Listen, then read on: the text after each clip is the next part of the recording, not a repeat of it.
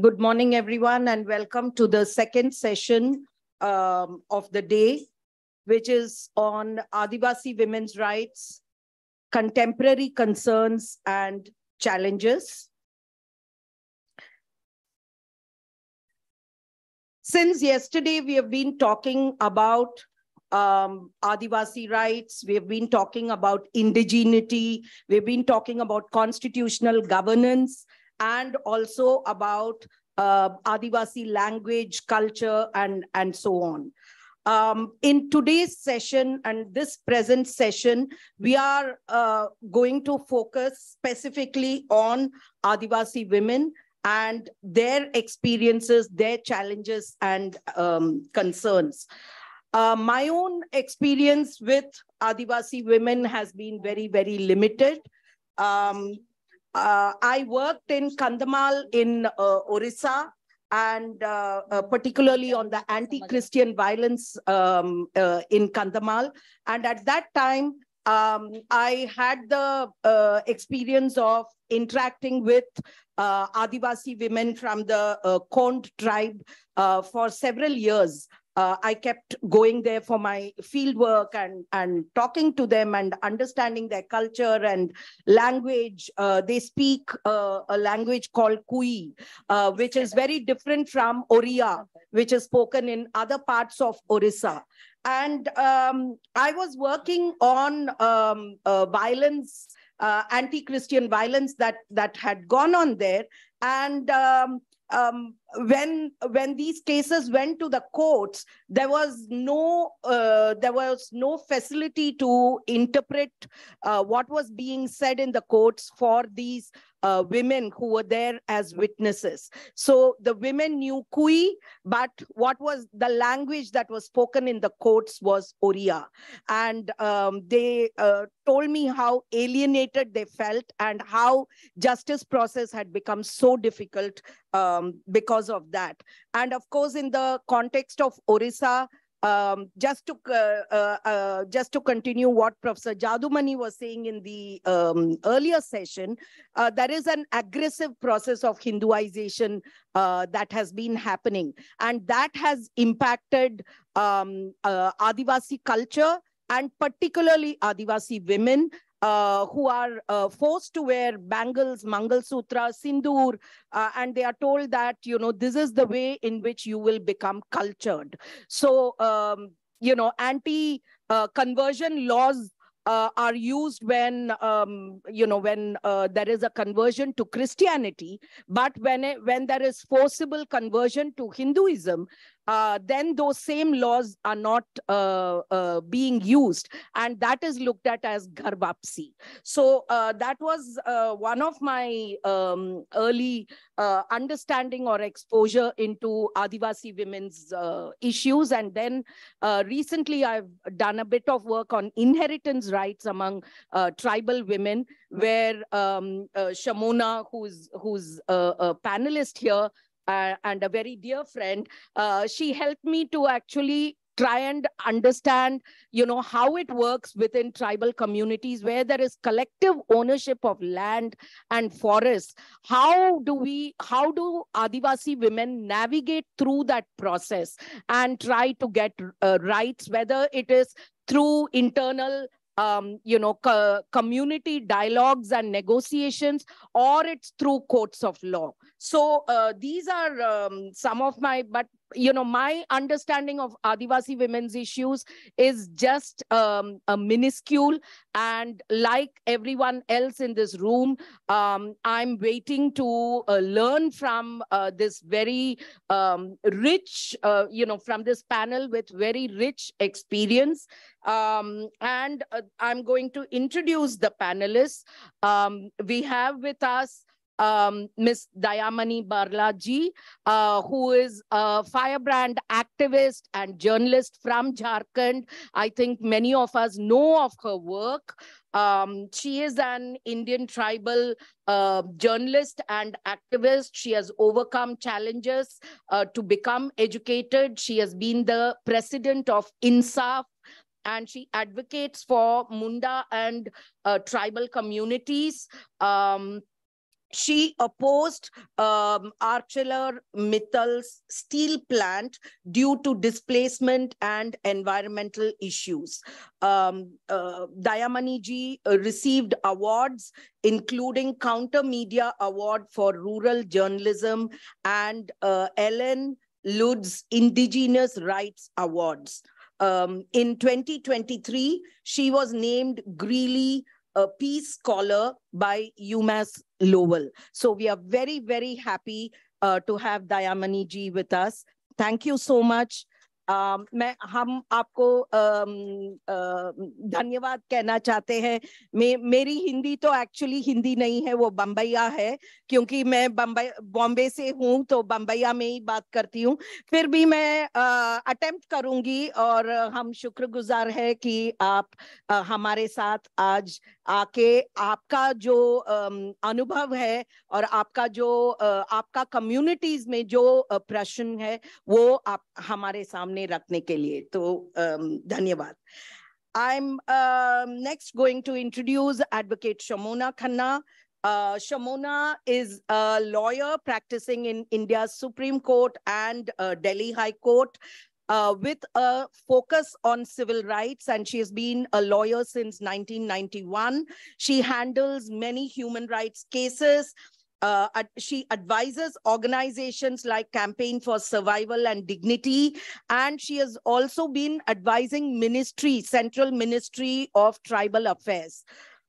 She has authored books on indigenous rights and the Indian Constitution. So she works very closely with social movements as a human rights lawyer.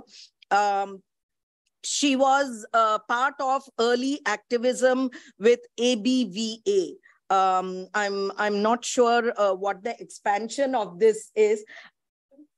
Okay. Her work centers on indigenous land and resource rights. So she will be bringing her expertise of engaging with the law and engaging with these issues through her engagement with social movements. Thank you, Shamona ji, for being here with us.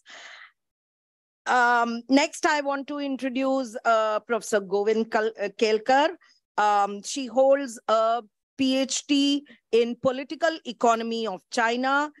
She's an accomplished academic and practitioner. She's a professor and executive director at GenDev Center for Research and Innovation in India. And she's a visiting professor at Council for Social Development. With extensive experience, she's worked as a senior advisor in the USA, coordinated gender programs, and founded gender studies programs. Her expertise lies in gender, clean energy, women's land rights, and indigenous issues. She has authored books and articles impacting women's movements and gender justice. Thank you so much, Professor Govind ji, for being here with us. Next, I want to introduce the last panelist who is not here physically with us. She has some health issues and she could not join us physically, but she is online with us, Dr. Namita Wahi. Dr. Namita Wahi is a senior fellow at Center for Policy Research, and she is the founding director at the Land Rights Initiative. She's also a visiting fellow at Burgeon's Center for Law and Social Transformation. She holds an SJD from Harvard Law School. Her research spans property rights, socioeconomic rights, and eminent domain law. She has taught at Harvard University and National University of Juridical Sciences, that's NUJS at Kolkata. A former litigator, she has published extensively and won awards for her academic achievements, including the New India Fellowship for a book on the fundamental right to property in India's constitution. Thank you so much, Dr. Namita, for being here with us.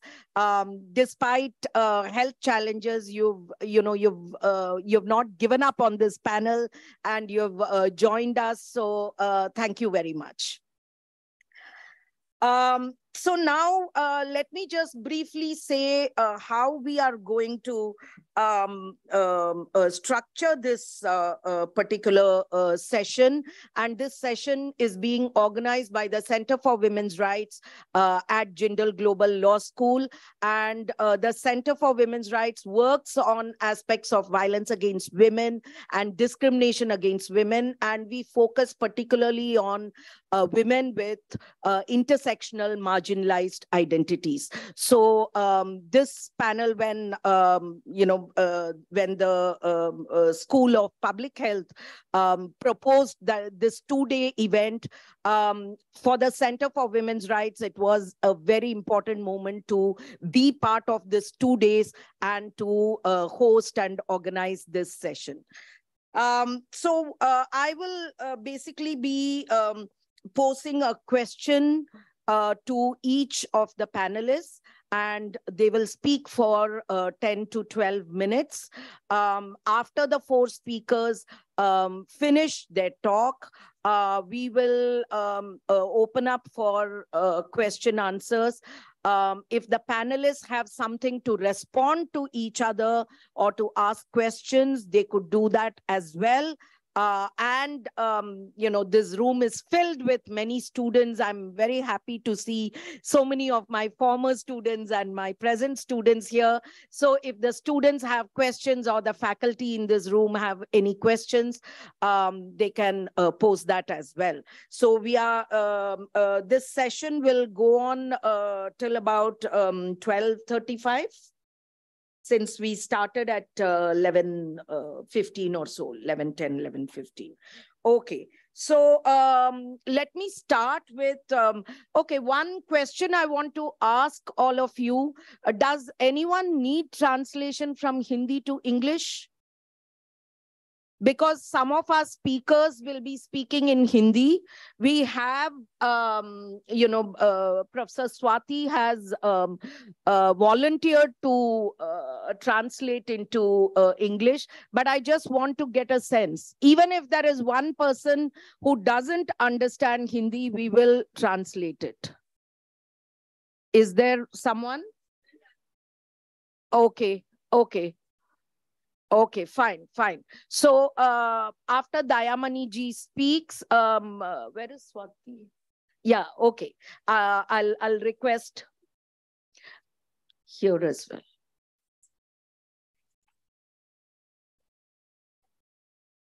Okay, okay. And maybe the other panelists and we can try and speak in whatever Hindi comes to us, or a mix of Hindi and English, तो उस तरह फिर हम ज़्यादा inclusive रह सकते हैं. Okay, my first question is to Dr. Namita.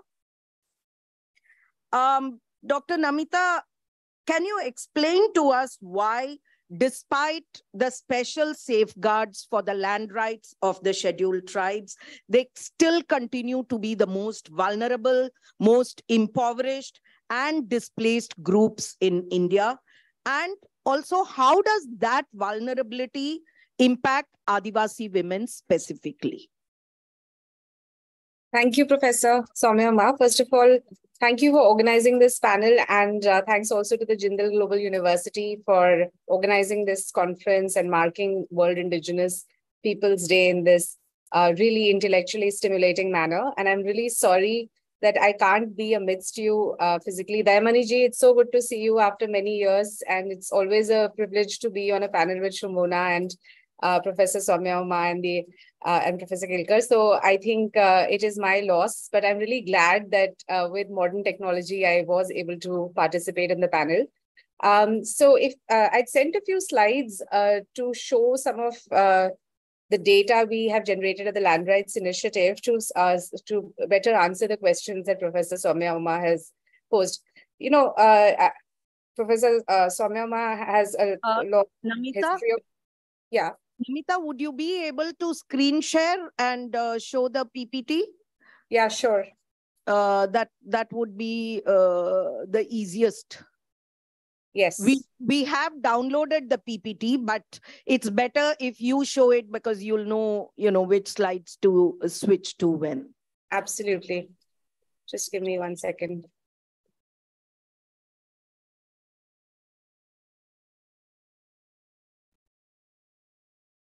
Can you see? Yes. Okay. Yeah. And can you hear me well? Yes. Okay, great. So, as I was saying, Professor Soumya has a long history of work in the women's rights movement. I actually have done a lot of work on, Adivasi people's land rights and the political economy that has resulted in their displacement. And when we think about Adivasi women, there are two identities, दो पहचाने हैं आदिवासी women की, एक तो वो आदिवासी हैं और एक वो नारी हैं. So when we, in responding to the questions that Professor Uma has posed, I wanted to address both aspects of that identity. And, as I'm sure has been discussed, I was looking at the conference schedule and there were panels on land rights earlier. So I think you're all probably aware, the students, that there exist special constitutional and legal safeguards for the rights of scheduled tribes in the 5th and the 6th schedules of the Constitution. There are 10 states within peninsular India that come under the 5th schedule. So the 5th schedule basically creates these geographically demarcated areas where the scheduled tribes or the Adivasi people are in a majority. And so the 5th schedule applies to tribal minority states in the sense that these states with respect to the total population of the state, the tribals are in a minority. And but in the areas that have been demarcated, they are supposed to be in a majority. And the 6th schedule applies to the northeastern states, 4 northeastern states. And these are the states where these are generally tribal majority states. For example, the state of Meghalaya, almost the entire state falls within the scheduled area. So this is the only community, आदिवासी समाज मतलब इकलौता एक ऐसा समाज है जिसके लिए ये स्पेशल प्रोटेक्शंस रखे हैं संविधान में. फिर भी हमारे जो आदिवासी भाई बहन हैं, they continue to be the most displaced, most vulnerable and impoverished of all groups in India. So, and poverty and landlessness, अगर हम देखें among scheduled tribes, then this is based on data. It's a decade-old data. But we haven't had the census this year. So this is data from 2009, 10 to 13. But essentially what we see is that we have, the rural below poverty line is 33.8% for the general population. Lekin for Adivasi log, it is 47.1%. So clearly, and landlessness, even though they are the only community for whom there are special land protections, they are more landless on average, 9.4% compared to 7.4% amongst the general population. So what's going on here? So poverty and landlessness is worse for them, and also displacement affects them disproportionately. There are 50 million internally displaced people in India, and they have been displaced largely due to dams, mines, industrial development, and wildlife sanctuaries and natural parks. And unfortunately, even though Adivasis or scheduled tribes in India constitute only 8.6% of the total population, they constitute 40% of the displaced people based on data between 1950 to 2000. And I'm sure the displacement numbers haven't really gone down since then. So, we wanted to understand these issues, but we realized that data on scheduled tribes and scheduled areas was very limited. So at the Land Rights Initiative, we set out first to, there wasn't even a map of the scheduled area districts. In like 70 years post-independence, the government of India had not even created a map. So that's what we set out to do. What we did was we collected, based on census data, and we, sort of created, using GIS software, we created a map of the scheduled area districts. So for the first time, we have this map wherein out of 640 districts in India, the pink districts, 104 of them are the fifth scheduled area districts, and the green ones are in the Northeast are the 6th scheduled area districts. And once we realized that, it's not as if once a district has been created as a scheduled area district, it remains so. In fact, the government keeps passing notifications. And so it's very interesting that the safeguard is at the constitutional level. But at the administrative level, and the government, Ministry of Tribal Affairs keeps denotifying certain parts of districts as no longer scheduled areas. So what happens is, as a result of this, when a district is denotified as a scheduled area, or a part of the district is, then none of the safeguards apply there. So first of all, there is this constant, and that's why I call it the constitutional administrative state, because we have a very transformative constitution. India was a pioneer in 1950 in safeguarding rights of scheduled tribes and scheduled tribes, because many other countries have done it much later. Even very progressive countries like Norway, and countries that have bad records on indigenous people's rights like Australia, they've only done it now. But most of the countries, Canada, they have done it only in the 80s. So India was very progressive. And yet, because we have so much powers with the administrative state, we find that, there is a mechanism which enables displacement of these communities. So what we end up finding is that while the scheduled tribes have both individual and community rights to land, as opposed to individual rights for the rest of the population, the special provisions are negated by a framework of contrary laws through which the state actively displaces scheduled tribes. These include, so there are a series of protective laws that were enacted post the constitution. We have land alienation prohibition laws that prohibit transfer of land from Adivasi to non-Adivasi people. We have laws prohibiting money lending. We have the PESA. We have the Forest Rights Act. But we also have a number of displacing laws, the ones under the green. The biggest amongst them is the land acquisition law. The Land Rights Initiative in our Mapping Indian Land Laws project estimates over 100 land acquisition laws in India just for central laws in 8 states. So you can imagine how much law there is just on this, like acquisition of land, and much of this acquisition is happening in the scheduled areas. Then we have the forest laws, and to this I must add the recent Forest Conservation Act amendment. So, the entire forest law of India was basically based on derecognizing rights of existing forest dwelling communities, starting from 1878.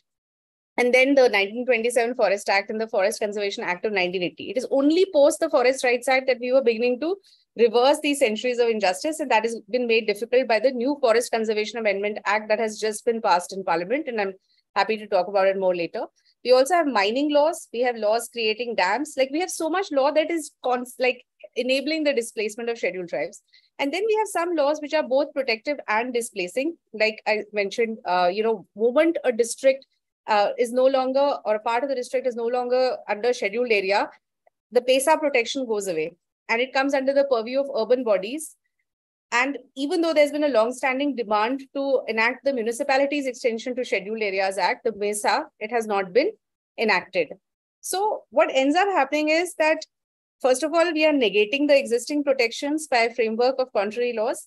And even when there are protective laws like the Forest Rights Act, administrative attitudes take a long time to change. There has been resistance to implementation of the law, and significant continuities exist between the colonial and post-colonial Indian state. So a transformative constitution doesn't really translate in the same way unless we have laws, protective laws. And if we have protective laws, they are negated by, displacing laws. And then with the protective laws also, there isn't enough implementation because the bureaucracy we have is a post-colonial bureaucracy. So as a result of this, Adivasis are dispossessed of their lands and rights to natural resources by both legal and extra-legal means, fueled by an overarching development narrative. Everything is justified in the name of development. And when development becomes the overarching narrative, like has been in many of these cases, of dams and mines, that we need them for India's economic growth. That's the justification also for the new Forest Conservation Amendment Act.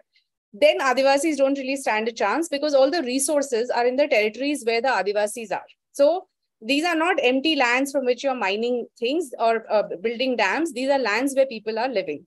So there is this fundamental contradiction that exists when there are restrictions, when there are no restrictions, on the mobility of tribals and non-tribals.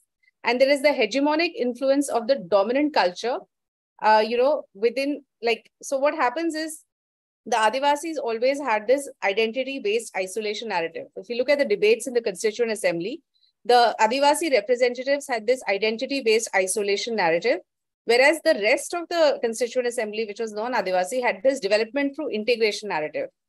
So the Adivasis want development on their own terms, But what the Indian state wants is that, no, we have to integrate them into the mainstream. So in order to have a coherent strategy for their uplift and protection of their way of life, we need to ensure that we are actually, helping the Adivasi people develop on their own terms and not on our terms. And then, of course, as I've mentioned, we have the problem of the contrary laws, the constitutional administrative state, and the vast administrative apparatus of the post-colonial state, as I mentioned. And finally, the state doesn't put its money where its mouth is, even though it says that, there is a tribal subplan as per which each state government and even the center is supposed to allocate funds for tribal welfare. They actually don't even make as many allocations as they should. And we have mapped that in our research report. And even when they do, the funds are being utilized not for Adivasi. I think Dayamani ji can speak more to it, but like literally, both DMF funds as well as funds in the tribal subplan may not be used for what the Adivasis want, but for something that the government wants to do in that area. So as a result of which, what we have in India right now is the costs of development and the drain of wealth from these areas. Like, in the colonial period, Dadabhai Naoroji had written this book called Poverty and Un-British Rule in India, and he had talked about the drain of wealth from India to the colonies. What we are seeing today is the drain of wealth from Adivasi areas to the rest of the country. And finally, I've spoken about the Adivasi identity. Now about women. So generally, average landholding of women versus men in India is skewed. The landholding of men is 1.18 hectare, which is not a lot, but given the population and pressure, and for women is less than 1 hectare. And we can understand the reasons for that, because until we had the constitution, women did not even have the right to hold property. It was not until the 1937 Married Women's Right to Property Act that some women got the right to hold property. So it's only, so men have had the right to hold property, whether or not they had the means to, for all these years, but women didn't have, and neither did Dalits. And, so basically these groups were empowered. That's why I say we have a very transformative constitution, because as soon as it was adopted, everyone got the right to vote, and many marginalized groups, what I call the bottom 60%, got, the bottom 60% are women, Dalits and Adivasis, because they were 60% of the population at the time of independence. They got rights. Now, interestingly here, the Adivasi women on average, their land holdings are greater than those. So the yellow figure is for average land holding, for all women. And then the figure below is for scheduled tribe women, which means that for Adivasi women, the average better, which shows, and I'm not an expert on Adivasi women, but Adivasi society, as I've understood it, is economically way more egalitarian than caste-based society. Women play an important role in economic life. Although from what I've understood from my work in several states, is that within the political life, it is still the men who are playing a major role, particularly in the Northeast, in the autonomous district councils, but also in the fifth schedule areas. But in economic life, women play a very active role, and they do have landholdings. Now, of course, there are many provisions in the law which are problematic as well. There are provisions whereby an Adivasi woman, if she marries out of her community, she can be disinherited. So these are like specific to states, specific to customs of particular communities. And I'm sure other speakers will speak more to it. But these are some of the challenges that Adivasi women face. But on average, their landholding sizes are better than Adivasi men. So I think I'll stop there. And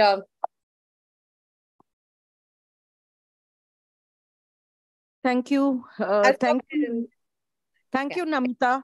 That was a very, very articulate presentation that you made, telling us how, from a transformative constitution to all the laws, both the protecting laws as well as the displacing laws, how, an intermix of that has actually led to the situation that exists now, where there is large-scale displacement, there is forced migration, and so on.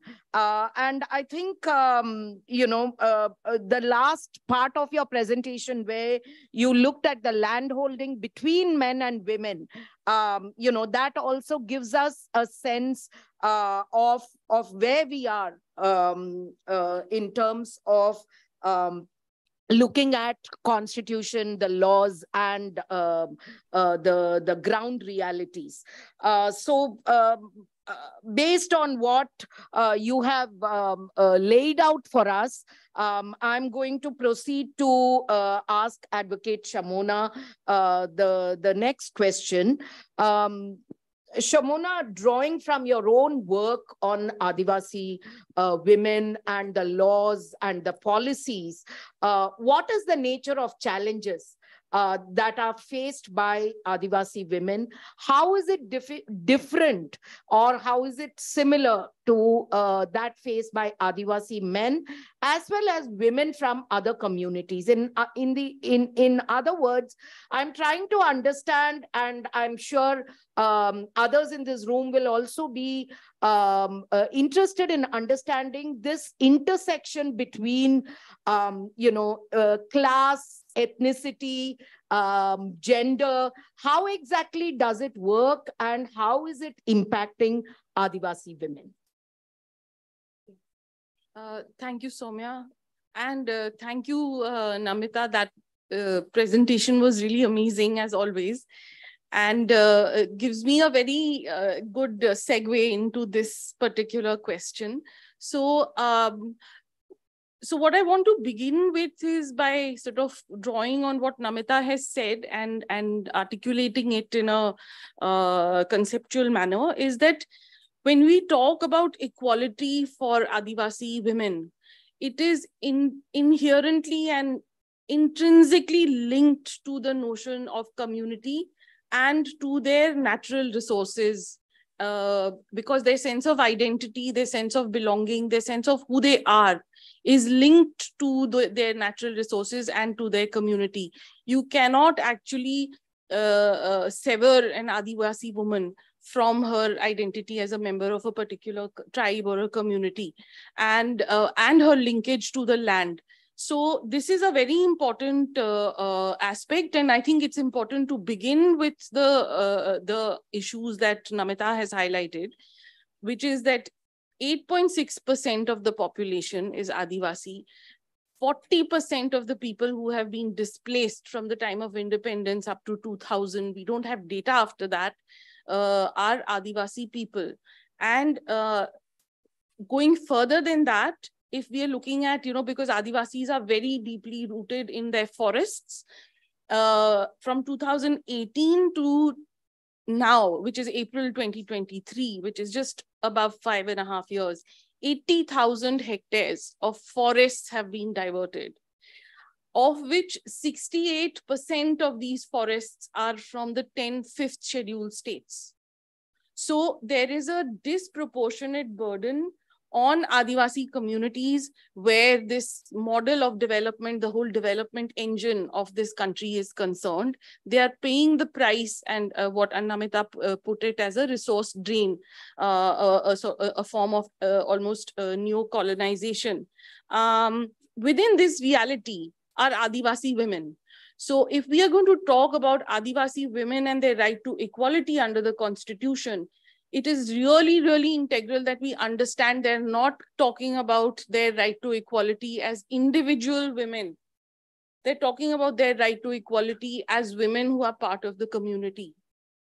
And protecting those resources first.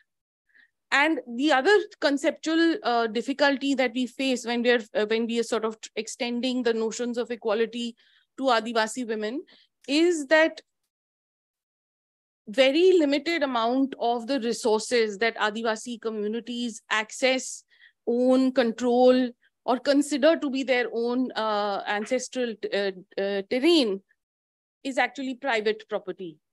The notion of private property is very, very limited in Adivasi communities. Of course, it's there, and there's a whole architecture of laws protecting and preventing the alienation of tribal properties to non-tribals. But those laws primarily apply to privately owned property, which is a very small subset of the lands that they consider their own. The structures of community property are by nature and by definition flexible. So the access and the sort of control that women have over those community properties is, of course, linked to their membership of the community. It is not necessarily tied to her marital status. And this is something that we, when those of us who were part of the drafting of the Forest Rights Act, actually incorporated into the Forest Rights Act in Section 4.4, where we said that where the statute says, the statute says that when a patta is given, it will be given in the joint name of the husband and the wife. And if there is a single woman who may be divorced, widowed, or unmarried for whatever reason, then it will be treated as her, the title will be in her name. And sometimes we feel that these are sort of very obvious things, but when you put it down into a statute, it's extremely powerful, because then women at the ground level, they actually read that little Hindi or Uriya translation of Section 4.4, and it becomes a very powerful thing for them to start asking for that. When I come to strategies that we've used, I'll give you some examples of how we've actually used this provision. So this is a really integral part. And I think that across the country, when we're talking about, say, for example, the Forest Rights Act, it has broadly two categories of rights. One is the individual rights, which we would, conceptually define as personal property. And then there is the community property, which is in the hands of the entire Gram Sabha. Now, one interesting advance that the Forest Rights Act has made over ordinary Panchayati Raj laws is that it has said that women are part of the Gram Sabha. You'll be surprised to know that in all states, it's not necessarily so. And in Gram Sabha meetings, at least 1/3 of the quorum has to be women. In the Forest Rights Committee, in the forest management committees that they set up, 1/3 have to be women.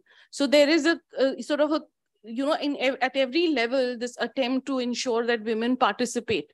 Having said that, it's really important to actually acknowledge the fact that even before the Forest Rights Act came into being, there have been informal mechanisms of communities managing, controlling, and actually fighting on the ground with the forest department for control over what are their traditional forests. And these movements have largely been led by women. Whether you talk about Orissa, you talk about Uttarakhand, you talk about Maharashtra, these little informal movements have been led by women.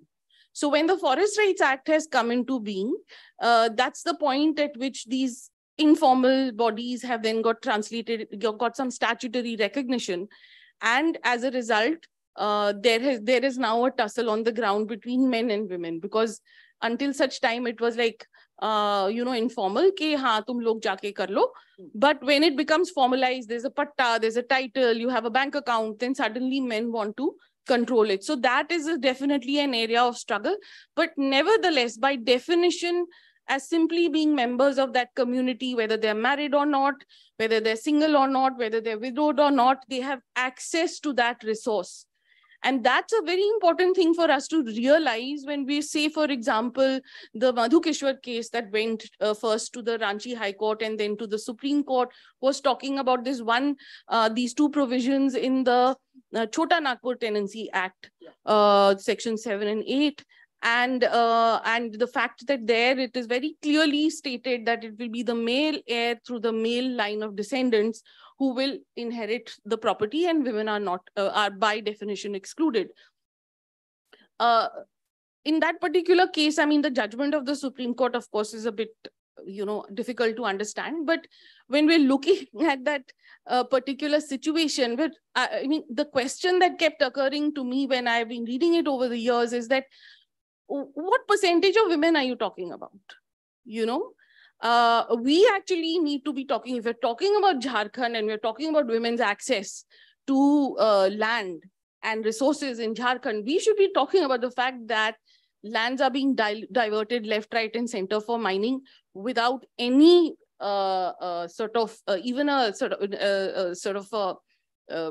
facade of trying to follow the legal provisions.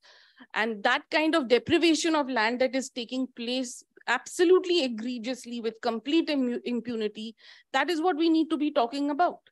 And some years ago, I happened to be part of this group of academics who were sort of brought together by the then Planning Commission, the Ministry of Tribal Affairs, to do something which they called the Tribal Human Development Report.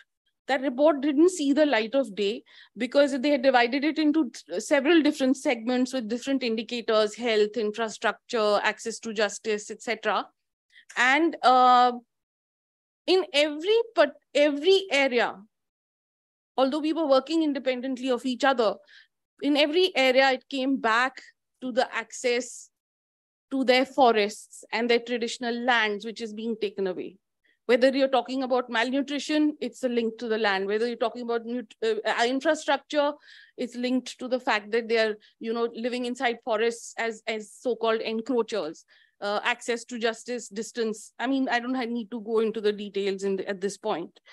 PESA, which is the Panchayat's extension to Scheduled Areas and the Forest Rights Act, have actually found now recognition in judicial precedent in the Niyamgiri judgment, where the court has said that when it comes to diversion of forest land for any kind of non-forest purpose, you have to first get Gram Sabha consent.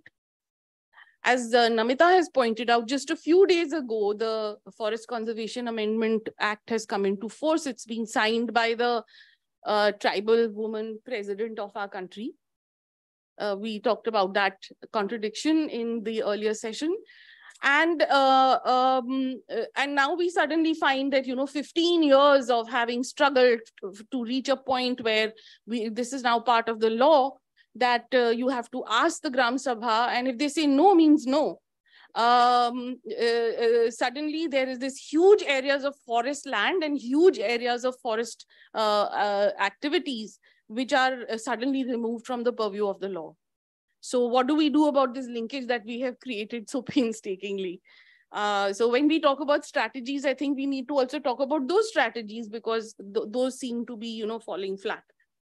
Do you want me to talk about strategies that we use now, or do it later? Maybe it will come as part of the question Okay. answer. So, but one thing that I do want to say, since I did mention it earlier, is that involving women in decision-making processes, I think that that is a very critical part of ensuring that women have access to the resources they need for their survival. Not just survival, but also to flourish.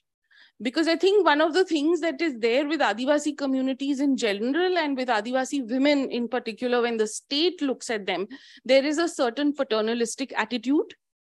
And it's like, at best a benevolent state. Ke inko bachana hai. So these are, and I've heard judges actually talk about in court about how Adivasis are these naked people running around, and it's our duty to civilize them and bring them into the mainstream. I mean, that kind of stereotyping that is there is completely abhorrent. And what we need to recognize is that when you give women, Adivasi women, positions of authority, facilitate them, allow them to, I'm actually making my last point. I'm aware of the time. If you give them the authority and facilitate them to inhabit and occupy those places of decision making, they are actually going to be able to come up with solutions you and I cannot think of sitting around in this room. And we have seen that happen over and over again. There is an element of serendipity in the work that we do. And I would be very proud to and happy to share with you some examples of that when we get an opportunity. But I think at this point, I'll just close. Thank you.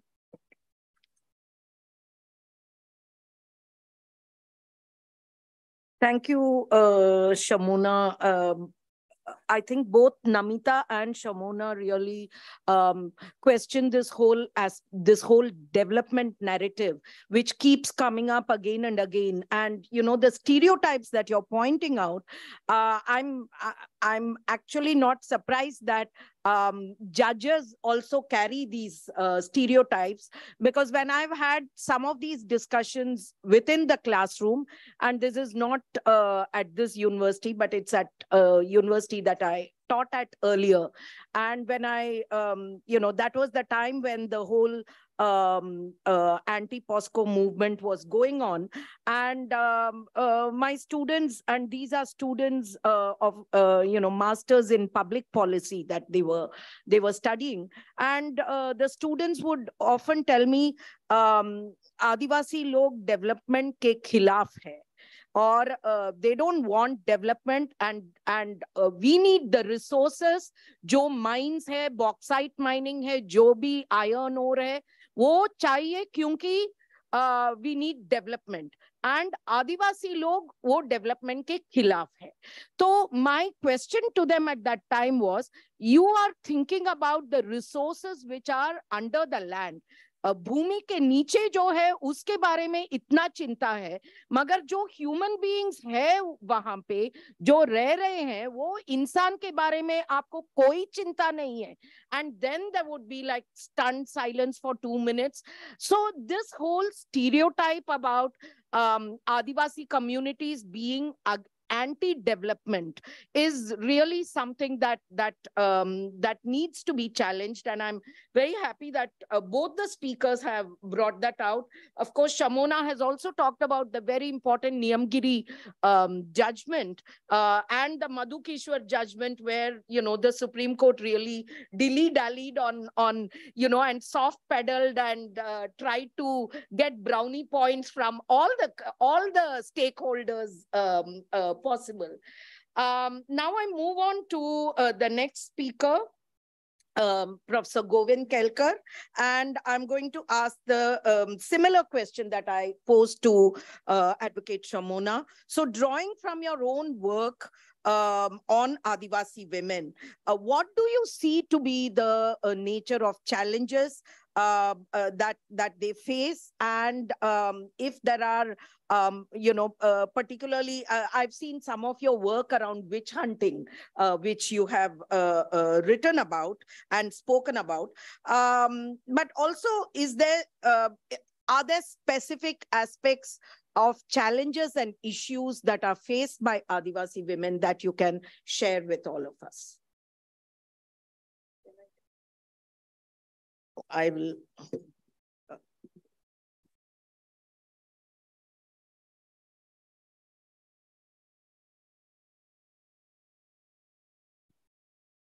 Thank you, Samya, and thank you, Namita and Shamona, who has really talked about land question, because I have been very much interested in the land question. I have written about both of China and India, about the land rights of women in particular. I have focused on that. And when I talk of the land rights, I talk of the unmediated land rights. So that has been my position, that is not mediated through the head of the household or the family, but unmediated rights. And then the whole question of that, when I was part of a Jharkhand movement, when Jharkhand was not a state. And that time, Rose Karkata and few others, younger women, they said that their rights were not included in discussions about the Jharkhand movement. And when I discussed with the leaders that what about women's rights, and then they said that you people don't understand. We have in our traditional system, we have the full equal rights for women. So when the Jharkhand state is made, then women will get the full rights. And to my amazement, and not so much of amazement also, because this has happened in many societies earlier, that when the Jharkhand state came into being, women were not given those equal rights. So the struggle continued. But what I came across at that time, that there was also a question, this is about early 90s, I'm talking about 91 to that in this struggle, I came across some women who were denounced as Dains, witches. And then I began to look at what are these, who are these witches? why they are denied, why they are called Dains, kind of thing. They have children, they are married, they are kind of in any way that kind of thing. So that became my kind of point of interest.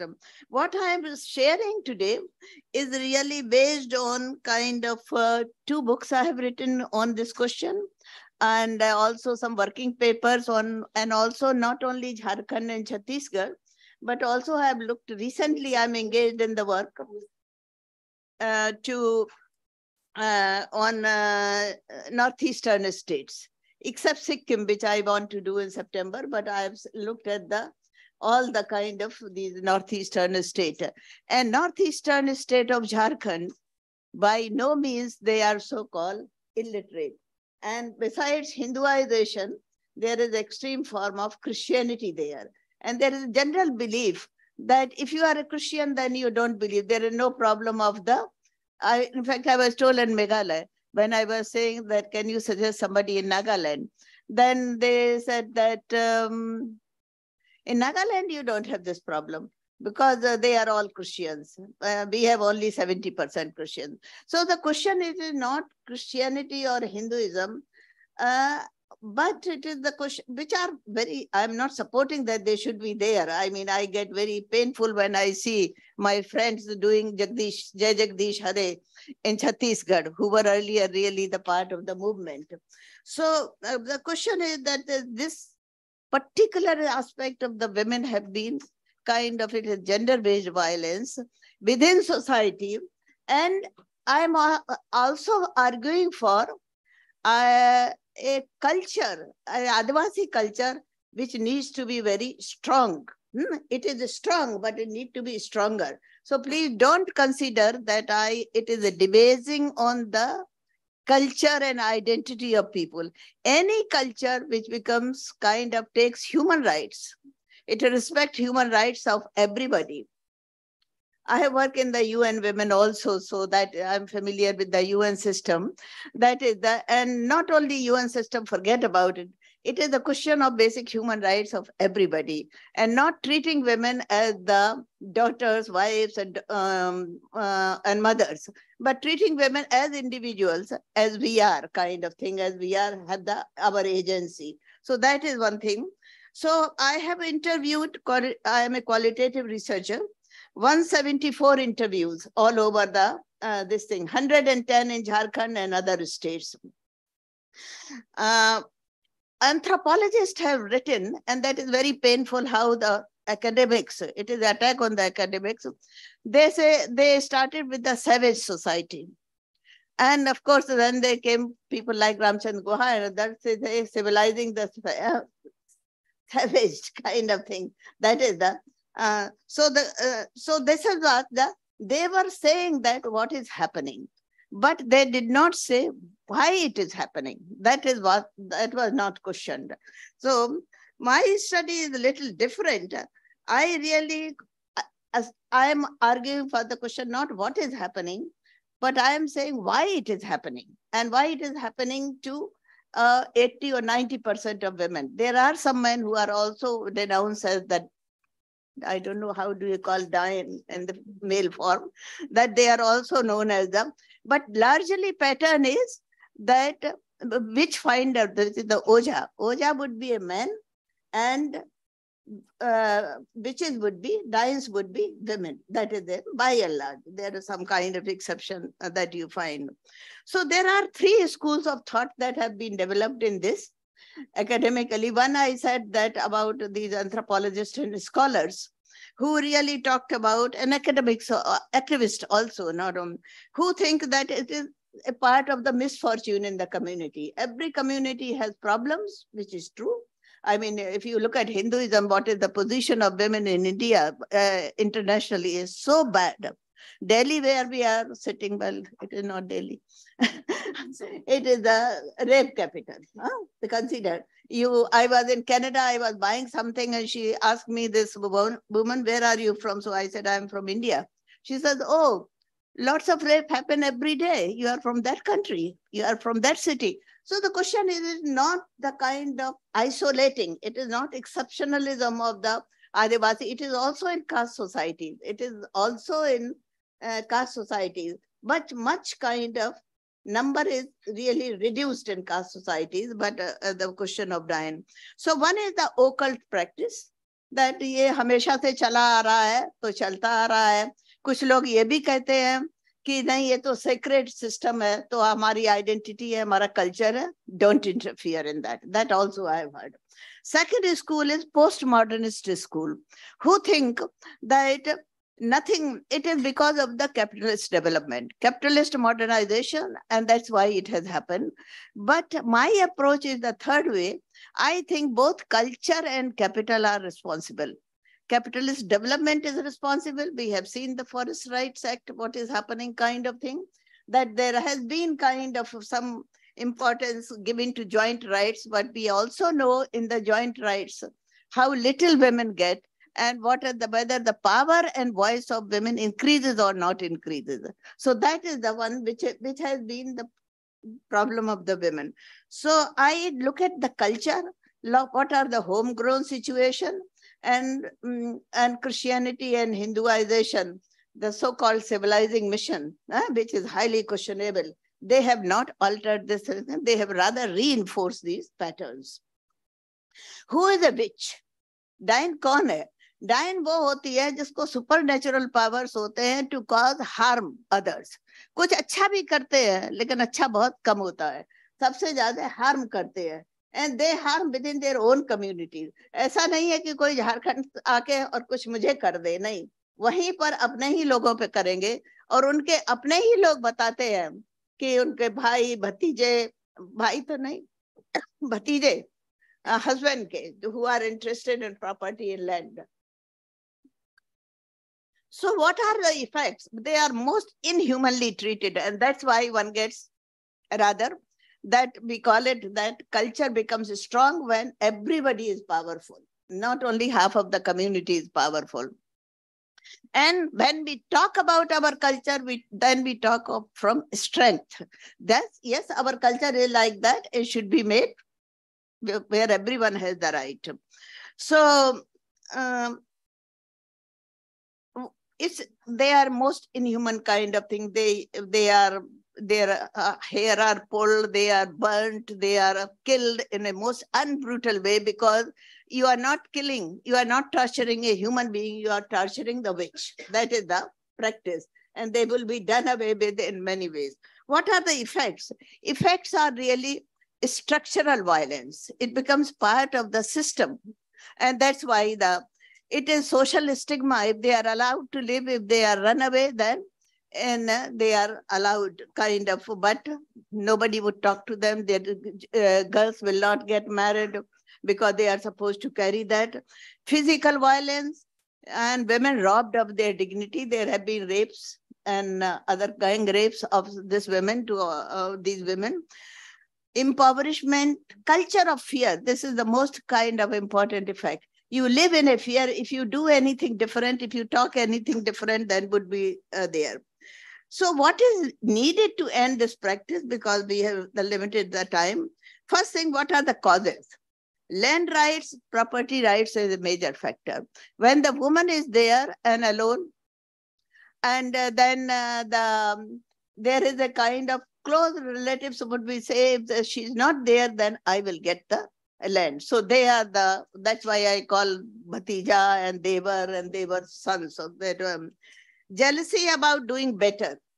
हमें दिल्ली और वहां से जाके कोई बैल वगैरह खरीदा और ज्यादा हुआ तो कहते हैं कि इनको क्यों ज्यादा पैसा मिल रहा है, हमारे ही तो चाचा के लड़के हैं, they are getting more, we are not getting. So there is a jealousy when women assert their rights. हमारे पास एक छत्तीसगढ़ से अभी last few months back phone आया कि वो वार्ड मेंबर थी, उसे कहा गया तो आप वार्ड मेंबर छोड़ दो, नहीं तो तुम्हें डायन करार कर देंगे और निकाल देंगे, तुम्हें रास्ते पे ले आएंगे. So these are the unconventional rituals also. These 5 women, when they were killed in one go, in one family in Ranchi, then what has happened? They were worshipping something. I think that's what I was given to understand. So what is needed to end this practice? This is my last point. more knowledge through research. We need to really say we are part of your movement. We are part of the Adivasi movement. We should not shy away that we will talk. There is a contradiction. Women, there is a contradiction or a discrimination among the state or within the Hindu state, although it is called secular state. And there is a Adivasi Samaj. In dono mein, there is a contradiction that needs to be resolved, and it will come through deeper research with a lot of respect for the indigenous culture, their way of life, communitarian way of life, sharing the forest resources, standing for each other. I mean, forest management, taking care of the water resources, everything is there. Half a minute, could you add? So research-based advocacy is needed. I will take doing. But there have been an attempt. Now the state is somewhat listening. I am not an advocate. There are 3 women who have been awarded at Padma Shri. One in Mizoram, one in Ranchi, Jharkhand, and one in Assam. And for their fighting for these rights and treating kind of this thing name. So, and then we have set up, I'm also part of a movement, International Alliance to End Witch Hunts. And there is kind of thing, there was a meeting last year in Geneva, not last year, in 2001. And now Human Rights Council in the General Assembly has recognized that there is a serious attention that needs to be given to the end of the kind of, this kind of particular gender-based violence. And incidentally, this is not in Jharkhand, this is not in northeastern state or any part of India. This exists throughout Africa, and it has existed historically throughout Europe, and where and how it ended. That is, thank you. Thank you.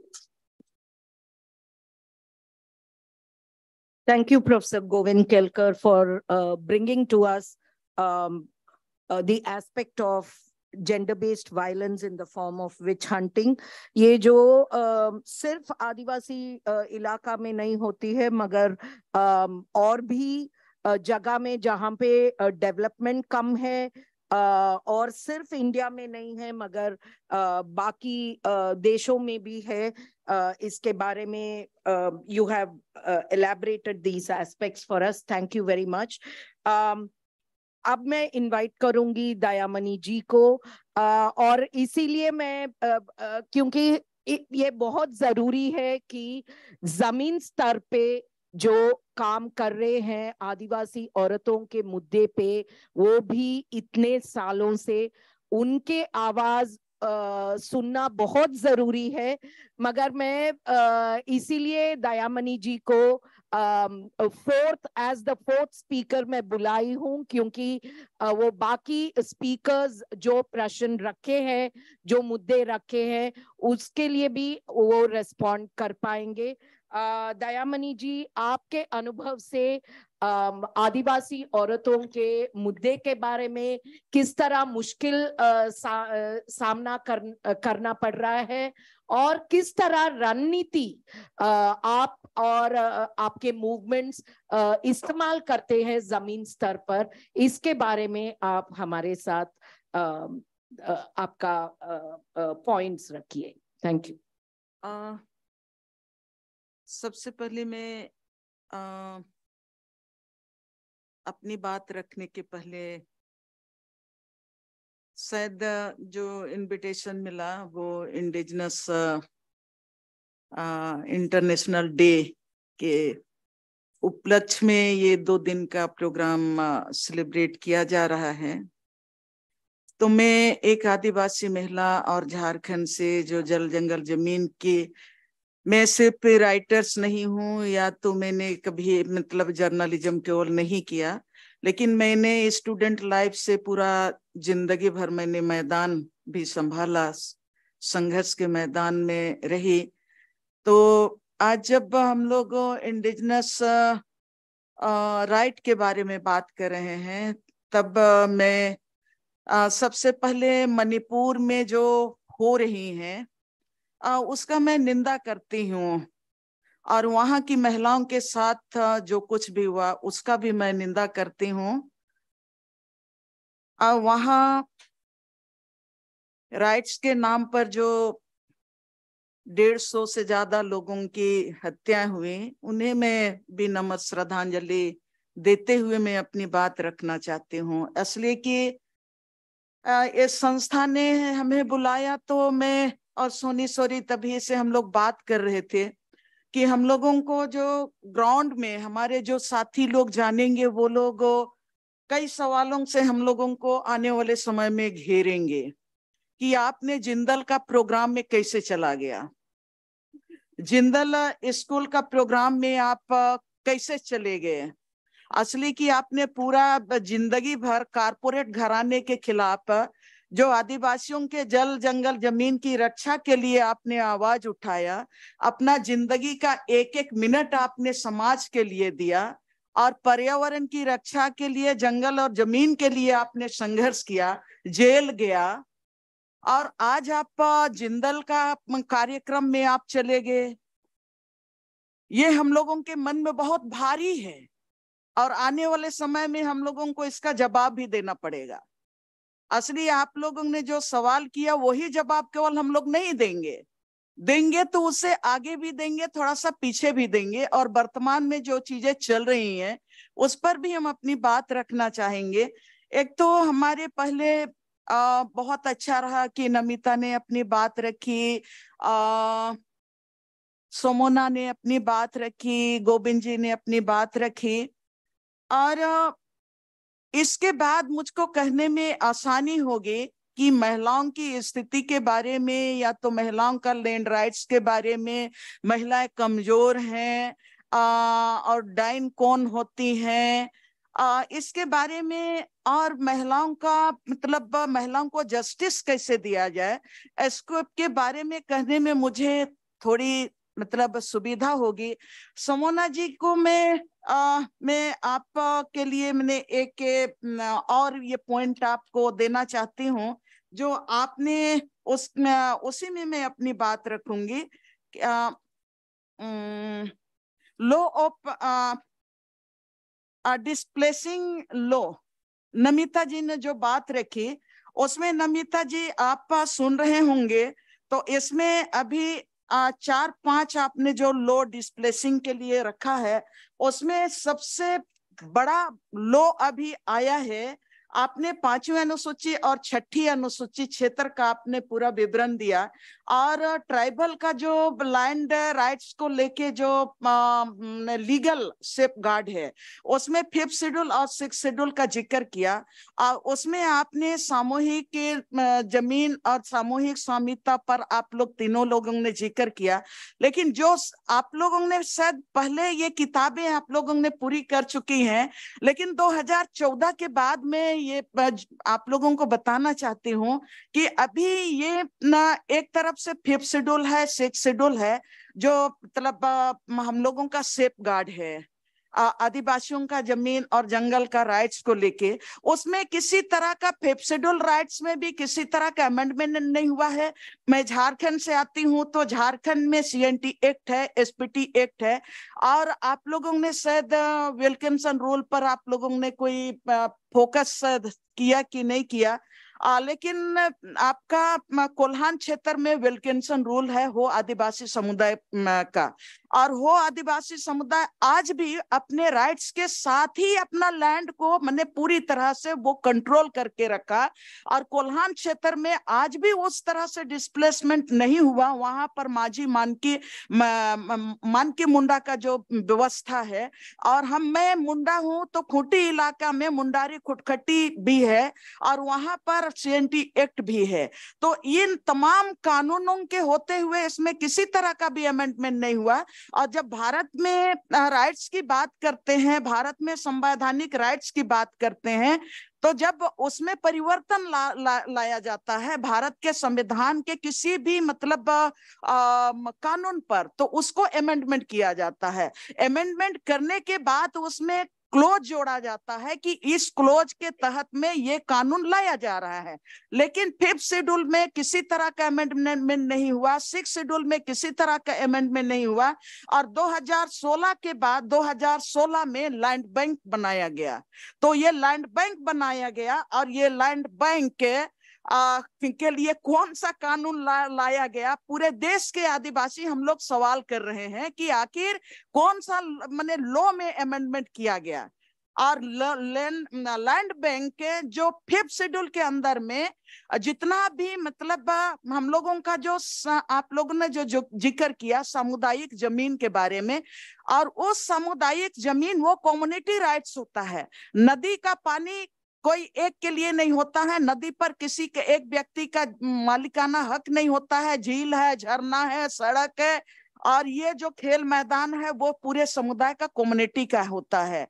और वो 5th schedule में, CNT act में, मुंडारी खुटखटी में, Wilkinson rule में ये तमाम चीजें हैं। और जिस तरह से आपने शायद आपने खतियान पार्ट 1 का आप ने इंडिविजुअल जमीन का जिक्र किया, तो हमारे जमीन का जो सेफ गार्ड के लिए खतियान पार्ट 1 भी है, पार्ट 2 है। खतियान पार्ट 2 में है पूरा एक गांव का जमीन का, 1-1 इंच जमीन का, जो इंडिविजुअल राइट्स के नाम पे जो जमीन नहीं है वो पूरे कम्युनिटी का होता है। चाहे आदिवासी हो, चाहे नॉन ट्राइबल हो, चाहे तो वहां पर जो भी व्यक्ति हो, सबके नाम से वो होता है, कम्युनिटी लैंड कहलाता है। लेकिन ये जो लैंड बैंक बना 2016 में, वो लैंड बैंक में क्या किया, जितना भी कम्युनिटी राइट्स है कि कम्युनिटी राइट्स के अंदर में जो जमीन है, उस जमीन को सरकार, पंचायती राज ने अपने कब्जे में ले लिया। और उसके साथ ही ये जो मतलब डिस्प्लेसिंग लॉ में सबसे बड़ा डिस्प्लेसमेंट करने का सबसे बड़ा लॉ अभी आया है। शायद आप लोगों को अच्छा नहीं लगेगा, इसलिए कि ये तो बहुत बड़ा यूनिवर्सिटी है, आप लोग यहाँ पर प्रोफेसर हैं, आप लोग नौकरी करने वाले लोग हैं, आप लोग PhD करने वाले लोग हैं, फिर वही बात होगी कि नहीं आदिवासी लोग विकास नहीं चाहते हैं, होगा। यहाँ पर सरकार बोल रही है कि 1 नेशन 1 लॉ लाएंगे, बहुत अच्छी बात है। लेकिन 1 नेशन 1 लॉ हमारा पॉवर्टी, हमारा एजुकेशन में हमारे बच्चे यहाँ पर पढ़ने के लिए आप 1 लॉ क्यों नहीं लाए? हमारे बच्चे इंजीनियर सब माने आदिवासी, अगर 11 करोड़ आदिवासी इस देश में है, तो 11 करोड़ हमारे बच्चे, सुदूर गांव के बच्चे, हर कोई माने 50% बच्चे डॉक्टर बने, इंजीनियर बने। ये कानून आप क्यों नहीं लाते हैं, क्यों नहीं लाना चाहते हैं? अगर 1 लॉ 1 नेशन की बात करते हैं और भारत के मेन पावर को मजबूत करने की बात करते हैं, आदिवासी महिलाओं को मजबूत करने की बात करते हैं, तो आप शिक्षा के क्षेत्र में हमें बराबरी का आप हमको हिस्सेदारी बनाइए। हम अंग्रेजी नहीं बोल सकते हैं, मैं MA की हूं, क्यों मैं सवाल करती हूं कि क्यों मैं बोल नहीं सकती हूं, कारण क्या है? और मेरे साथ पूरे गांव के गांव लोग पढ़े लिखे हैं, आज MA भी कर लिए हैं, लेकिन अंग्रेजी क्यों नहीं बोल सकते हैं? क्यों हम लोगों को बोलने की इच्छा नहीं होती है? हम लोग को स्पेनिश भी बोलने की इच्छा होती है, जापानीज भी बोलने की इच्छा होती है। हम लोग भी वर्ल्ड का पे कंट्रोल करना चाहते हैं, उसमें हमारी बराबरी की हिस्सेदारी होनी चाहिए, उसमें के लिए हमारी शिक्षा व्यवस्था होनी चाहिए। तो मैं ये कह रही थी कि 1 नेशन 1 लॉ के नाम पर आज की तारीख में आप लोग सुने हैं DLIRMP,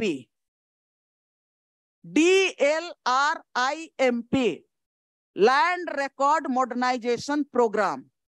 और इसमें आप पूरे देश के जमीन को आप एक सॉफ्टवेयर में ला रहे हैं, उसके लिए आप एक हार्डवेयर बना के रख रहे हैं।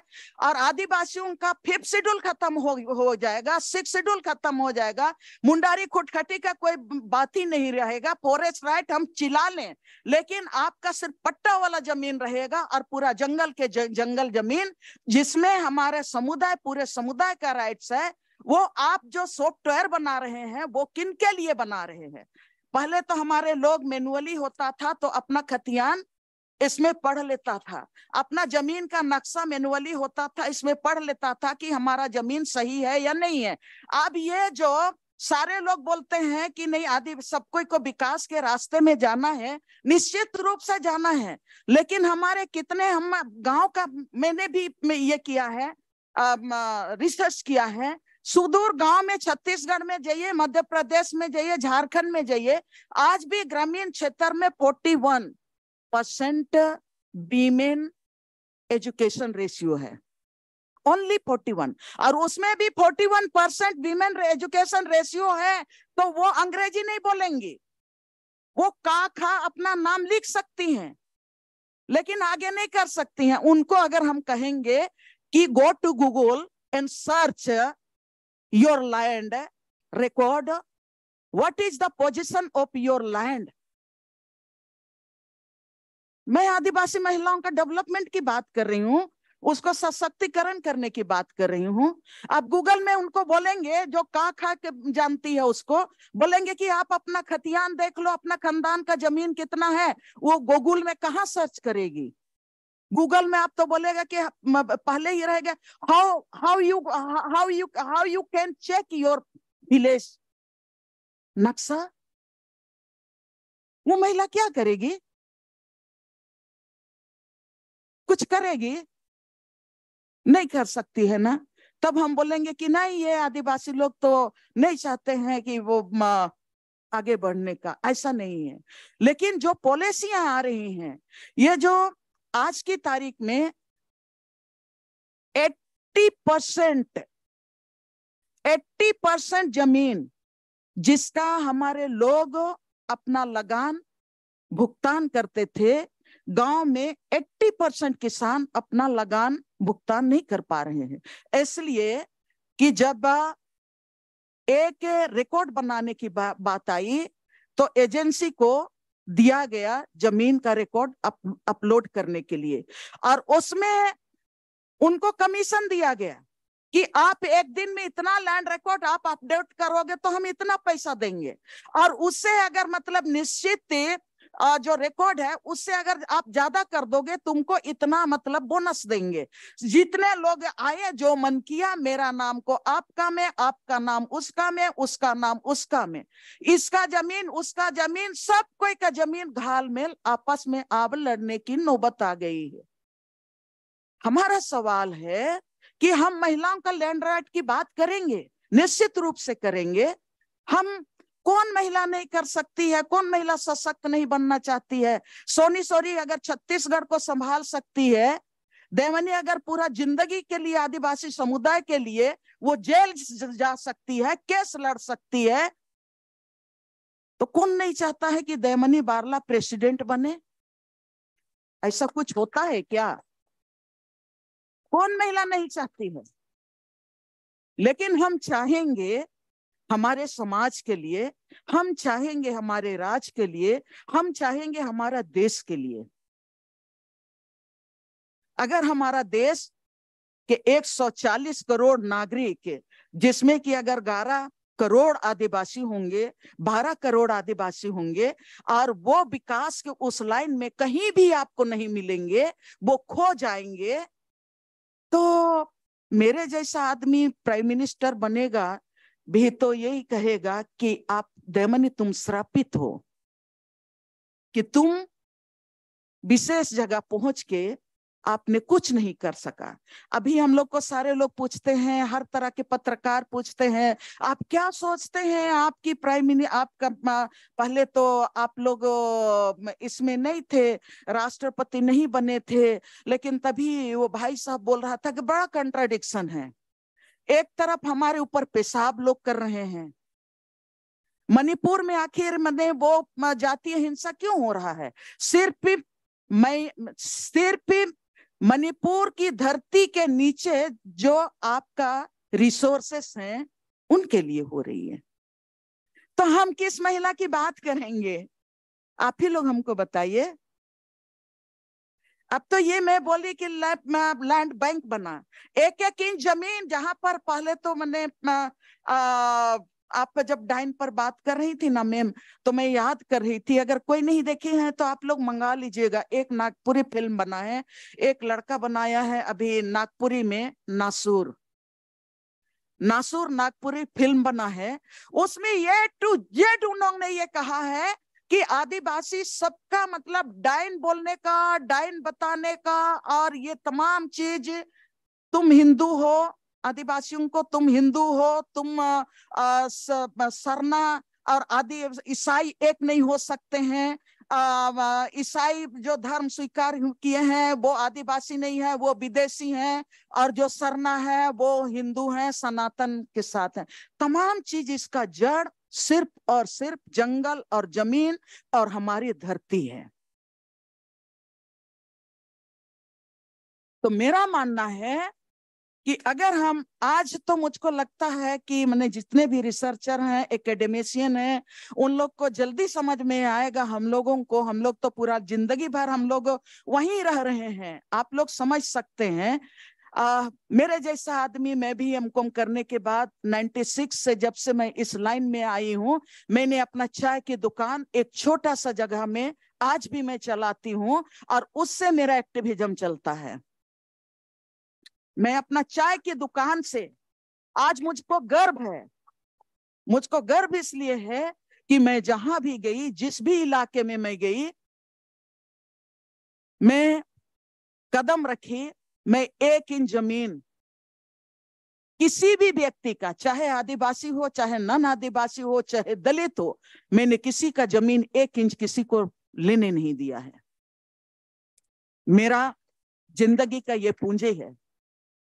कोविड के समय 2 साल हम लोग घर में बंद थे, सबके पास पैसा था, हर व्यक्ति के पास पैसा था, पैसा बाजू में ले लेके ऑक्सीजन का हम लोग ये खोज रहे थे, बेड खोज रहे थे, ऑक्सीजन का सिलेंडर खोज रहे थे।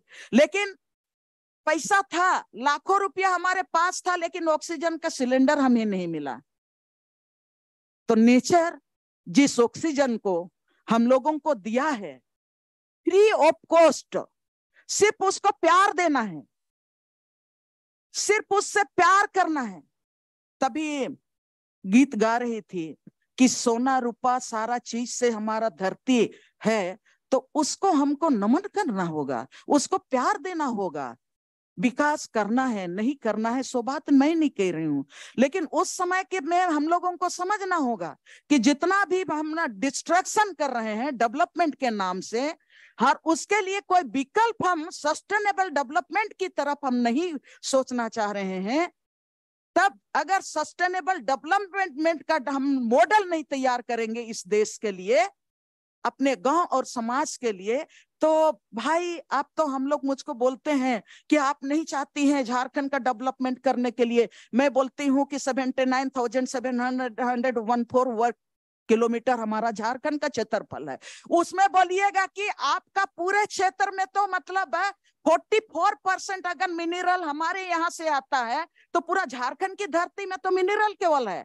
तो आप पूरा झारखंड को आप उजाड़ दो, आने वाला समय में उसके बाद आप बोलेंगे कि हम अपना बच्चा को एग्रीकल्चर इंजीनियर बनाएंगे, हम माइनिंग इंजीनियर बनाएंगे। सारा धरती को तो आप खोखला अभी कर ले रहे हैं, सारा मिनरल्स निकाल ले रहे हैं, तो आप कौन सा आने वाला जनरेशन की बात करते हैं?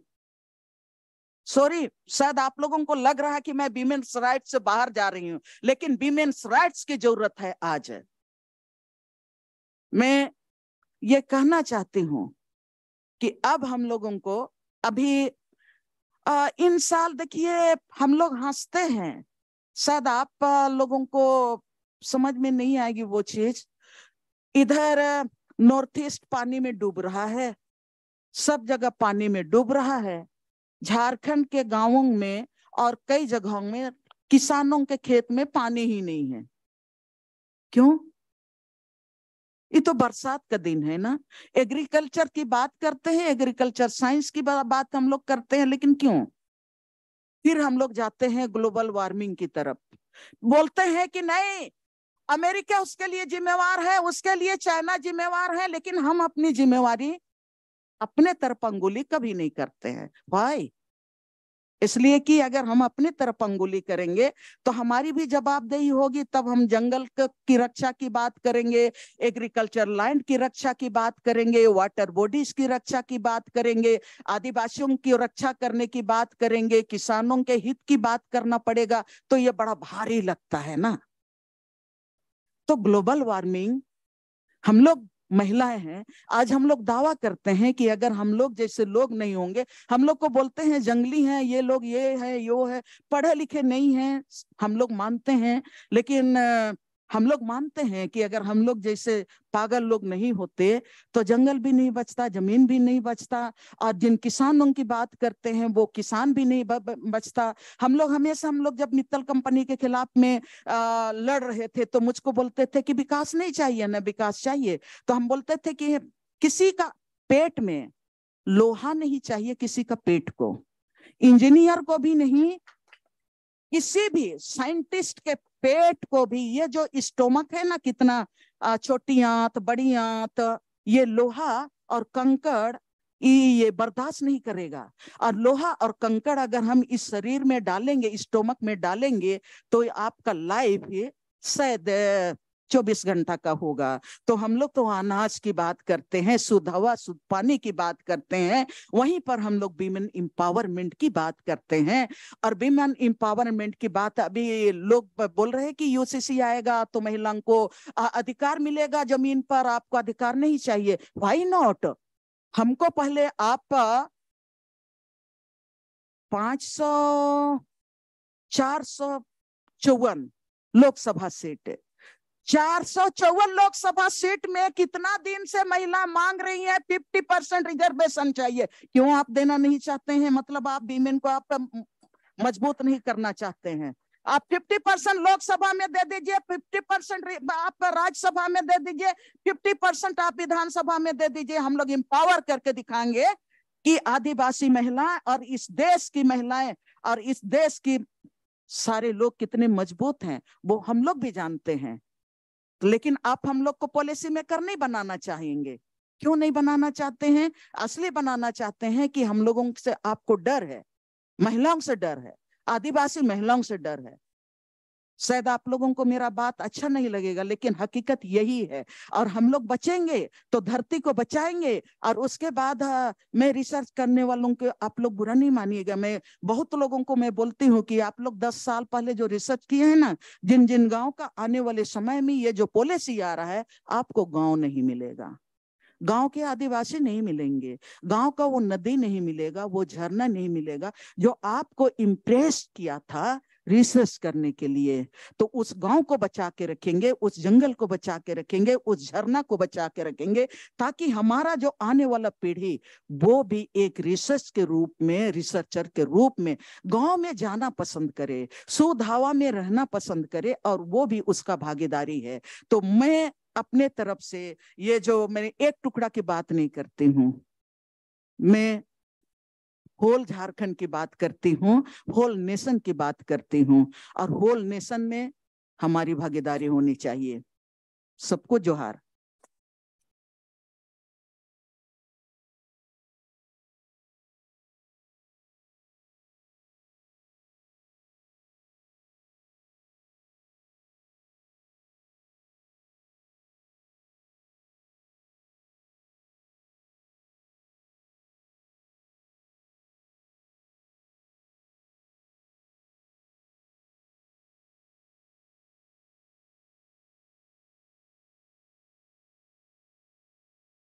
बहुत बहुत धन्यवाद दयामणि जी. After her passionate talk, which was straight from the heart and compelling us to think about sustainable development along with women's empowerment, जो essence है उनका talk में, to look at development in the form of sustainable development and women's empowerment. I think it's this is a good time for us to start off with questions. Dayamani जी, बिल्कुल हमको बुरा नहीं लग रहा है और मैं बार बार ये कहना चाहती हूँ and on behalf of everybody here, क्योंकि जमीन स्तर पे जो रियलिटी है, जो हकीकत है, वो हमको आप जैसे जो एक्टिविस्ट हमारे पास आके हमको समझाएंगे तो ही हमको समझ में आएगा। तो बिल्कुल हमको बुरा नहीं लग रहा है और हमको लग रहा है कि we have learned a lot. So thank you very much for that.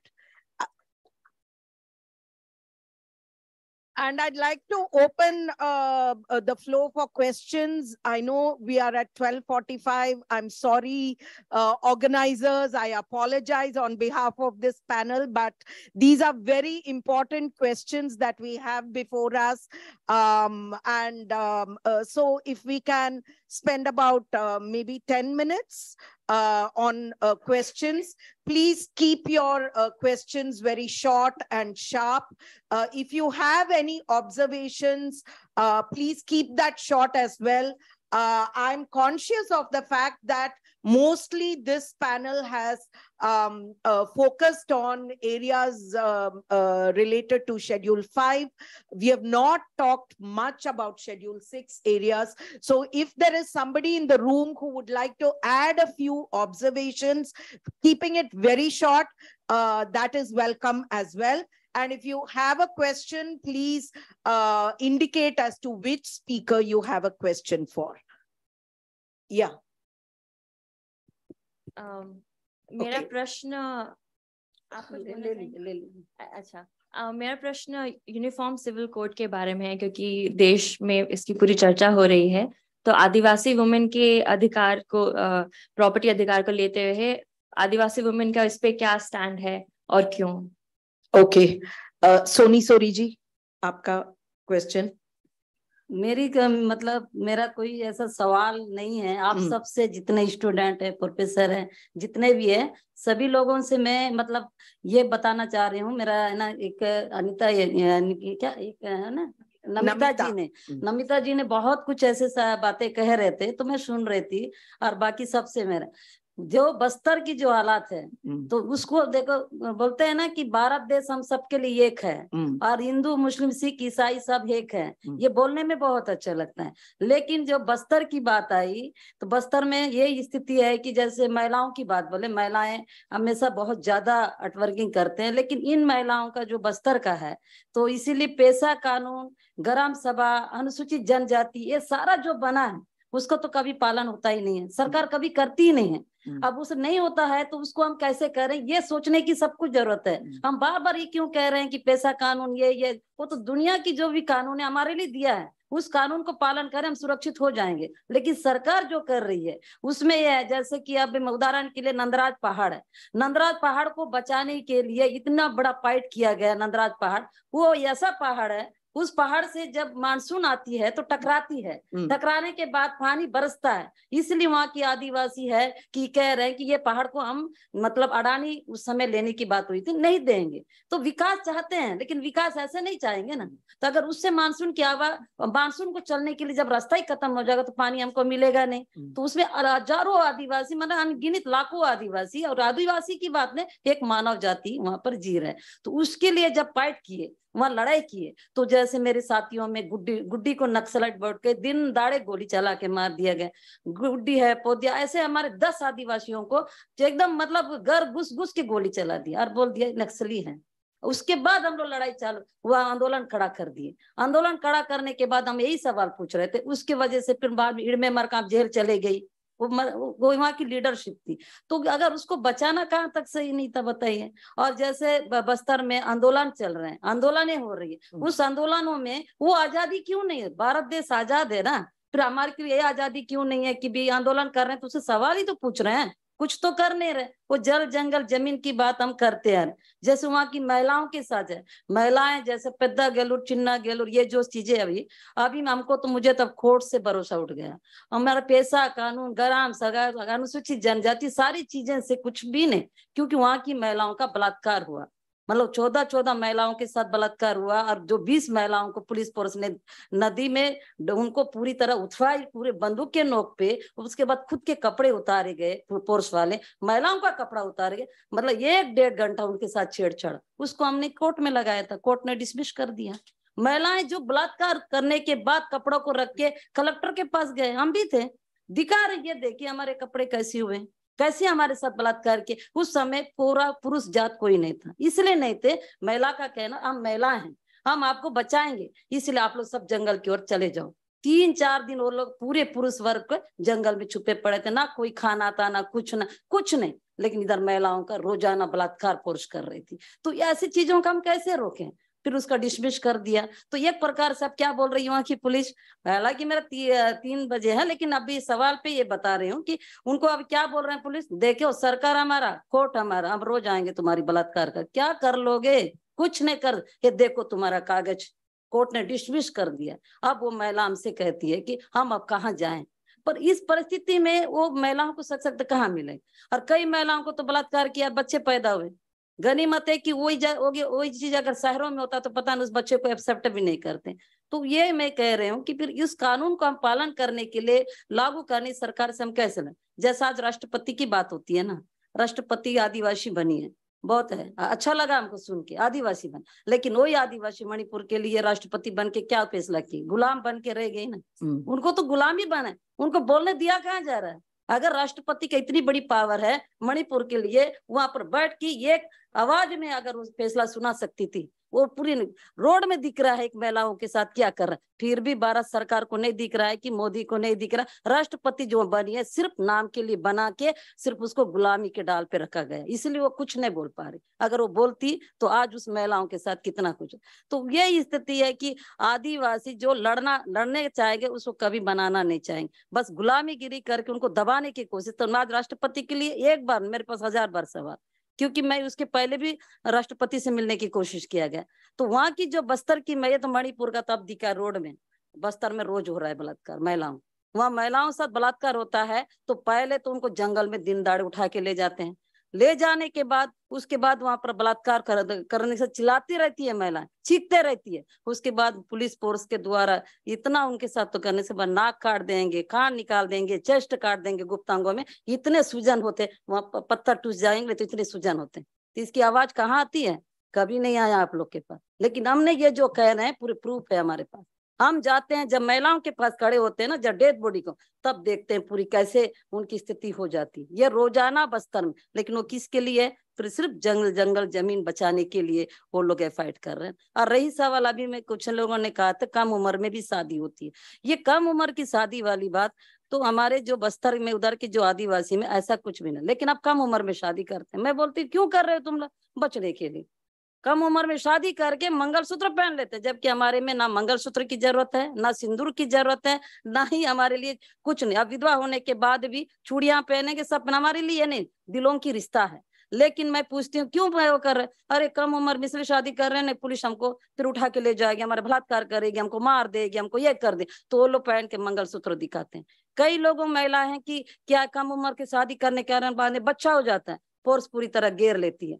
घेरने के बाद उनसे पूछा जाता है कि अगर लकड़ी का गट्टा लेकर आ रही है, पत्ता तोड़ के जंगल से, नहीं तुम तो बहुत जवान लग रही हो, तुम बच्चे नहीं हुआ है। नहीं साहब मेरा बच्चा है, घर में सो रहा है, झूले में है, नहीं झूठ बोल रही है। फिर उसकी नंगाई की जाती है, उस स्तन से दूध निकालना पड़ता है, जब उससे दूध निकली, हाँ ये तो माँ बन चुकी है, जा।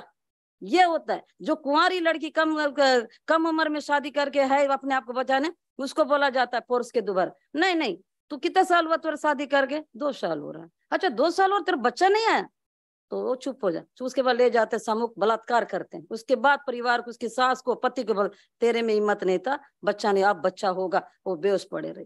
मतलब ये तो रोजाना बस्तर का हालत है। अब मणिपुर का तो इस बार देखे तो वो चीज देखी, तो ऐसे चीजों को हम रोके कैसे? आप सबसे मेरा यही सवाल है, इस परिस्थितियों को कैसे रोकें कि हम महिलाएं किस तरह से वहां वो कर रहे हैं। जैसे बस्तर में इतना मतलब हालत खराब है वहां का कि पूरी सोसाइटियों को बंद कर दिया गया, और सोसाइटी बंद करने के बाद कितना मतलब 50-50 किलोमीटर बोझ डोल के आते हैं। अपने पुरुष वहां ठग नहीं है, आलस भी नहीं है, निकम्मा भी नहीं है, लेकिन उनको बचाने के लिए महिलाएं आगे आती है, उनको बचाने के लिए कर। तो ऐसी जिंदगी जो बस्तर में मिल रही है उसको कैसे हम लोग करें, किस तरह से रोकें, कैसे उनसे वो करें। तो हमको ये जरूरत है कि पेशा कानून बना है, ग्राम सभा बना, 5वीं अनुसूची बनी, सब बनी, तब भी क्या मतलब ऐसा लगा नहीं। पहले जब देश आजाद होने के बाद जिन्होंने भी हम कानून बनाया हर वर्गों के लिए बनाया, चाहे हिंदू हो, दलित हो, आदिवासी, सबका, लेकिन सबके लिए कानून बनाना। तो इस भारत देश को सिर्फ कानून का लागू कर दिए, उसको पालन तो कर ले, पालन कर ले तो इतना हो नहीं। आज जो हमारे बस्तर में इतने फोर्स क्यों लगा दिए, क्योंकि हमारे आदिवासियों में जो कुला विचारे कुलेपन के वो संस्कृति करते हैं, सब कभी बलात्कार जैसे चीज नहीं होता है, लेकिन आज वहाँ बलात्कार ही हो रहा है। और वो लोग, मेरा ये कहना है कि अगर बलात्कार भी करना है तो तुम इतना मतलब निकम उसका हालत क्यों खराब करते हो। हम तो पुलिस के सामने अरे बलात्कार करना है ना तो तुम सीधे आओ कर लो, हम तैयार हैं, लेकिन इस तरह से हमारे साथ कपड़े उतार के छेड़ छाड़ 1 घंटा कर उसके बाद बलात्कार, अरे हम भी गोली खाने को तैयार है, हमारे ऊपर गोली चलाओ, हमको सम्मान से मरना चाहते हैं, हम पर गोली नहीं। क्या औरत का शरीर बना है तो क्या इसलिए एक पुरुष का शरीर है तो उस पर गोली चला दोगे, और हमारे शरीर बना है तो हमारे साथ पहले अंगों से खेलोगे, सब चीजों को खेलो। क्या हमारे मतलब ईश्वर की बोलना चाहिए, मतलब हमारा शरीर जो ऐसा बनना, ये भारत देश के उस लगे के क्या गुनाह था कि पहले हमारी अंगों से छेड़ा जाता है, उसके गुप्त अंगों से छेड़ा जाता है, हर चीज से छेड़ा जाता, उसके बाद फिर हमारा बलात्कार भी होता। क्यों, हम भी गोली का चल सकते हैं, गोली चला लेना, क्या दिक्कत है। मणिपुर वाले को ऐसा करने की क्या जरूरत है, बाकी को जैसा मारे वैसी मणिपुर की उन महिलाओं के ऊपर भी गोली चलाना था, उसके लिए हम तैयार। हम बस्तर वाले बोलते हैं अरे बलात्कार मत करो, जितना गोली चलाना चलाओ, हम तैयार हैं, हम मरने को तैयार हैं, लेकिन बलात्कार से हमारे पूरी बस्तर के महिला की ये हालत हुई है। अरे बलात्कार करके क्या नहीं करते हैं, बहुत मतलब ये सब के बीच का मेरे लिए एक ये सवाल है था, मतलब मेरा ये जानना चाहती हूँ कब तक हम ये बोलते रहेंगे पैसा कानून बना है, वन अधिकार के लिए ये कानून बना, वो कानून बना, सब अरे कानून बना, कानून हमारे लिए है ही का, उस कानून का हमारे लिए होने के लिए क्या लड़ाई की जरूरत है, वो सोचना सबका जरूरत।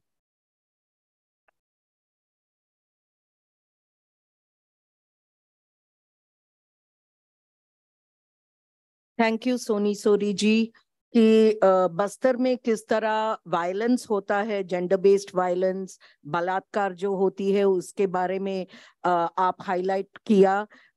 इसके साथ मैं मेरा एक छोटा सा अनुभव है वो भी मैं जोड़ना चाहती हूँ।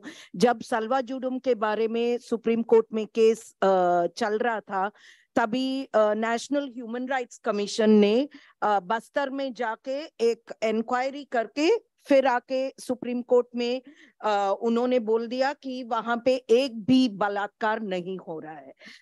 उस समय नंदिनी सुंदर जी ने एक छोटा सा फैक्ट फाइंडिंग टीम बनाया, उस टीम में मैं भी थी, कल्पना कन्नबिरान और भी, तो 5 औरतें का टीम था और हम बस्तर गए और वहां के गांव में जाके हम बात करने लगे और औरतों वहां पे ये बोलने लगे कि सलवा जुडुम ने किस तरह उनको कैंप में लेके एक दूसरे का बलात्कार विटनेस किया है।